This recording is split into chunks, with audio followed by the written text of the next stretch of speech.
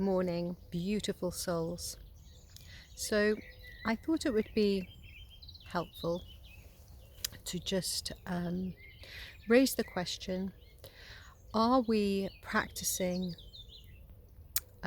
self-mastery? Are we practicing self-mastery practices, or are we practicing addictions? So a simple way to realize either way is it empowering you to be a better you? Now, the reason I'm saying this is because some addictions don't look like they're necessarily bad to some people. Some people, for instance, go to the gym every day and they see that as really good, empowering practice. But are they in tune with their body? Are they listening to their bodies? Are they doing too much exercise? Because we can do too much of things. Sometimes we need extra sleep. Sometimes we need extra water.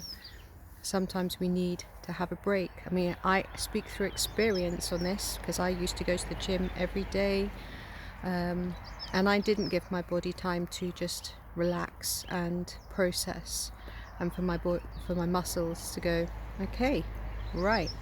I was just on it. I thought I was doing the best for myself because I wasn't listening to my body. So this is why I bring this up, because everything I share is through my own experience, my own experiences. If they help other people, brilliant. If it doesn't resonate with you, that's fine. You don't have to worry about it. But my intention is to just share the love, and if it helps one person, that's great. So addictions basically will keep you down. Addictions are, again, like I mentioned yesterday, ego-based, and they come from a state of I. They're not we-based, they're not mastery-based, they are keeping you small. Addictions will keep you small. Addictions, most people consider to be things like food addictions, smoking, drinking, drugs. But basically, addictions are a route to soothe those people that have not dealt with their own traumas, people that are still very traumatized and don't know how to process their traumas, do not know how to integrate their shadows and their limiting beliefs, release and let go of all of the stuff that's been holding them back, and just accept themselves and love themselves as they are, and know that they're good enough and that they're wonderful and that they're amazing. This is why people do these things. It's because they just don't love themselves. They don't necessarily realize that. They might think, oh, but I do love myself. That's why I go to the gym every day. Or I really do love myself. That's why I only drink green juices. You know, don't get me wrong. I think some people can just live off green juices because they are at that stage where they are able to do that. But a lot of people push to do things before they are actually able to do them, and that's addictive behaviours. That's not actually listening to your highest self and being grounded in your practices. So let's just talk about practices that actually empower us. So practices that empower us, obviously I'm going to mention meditation. You can never do too much meditation. Unlike exercise, actually you can't ever over meditate. And meditation, a lot of people think means that you just sit there and you just think of nothing.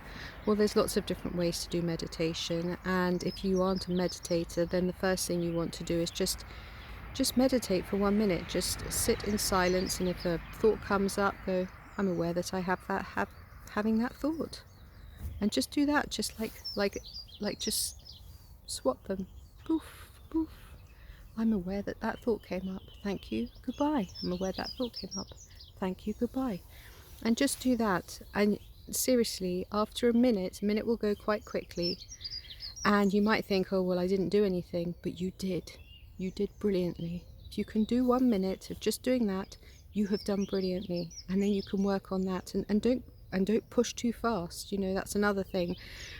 When people give up on meditation is because they've pushed too fast, because they've become addictive rather than being practiced, balanced, disciplined, but grounded.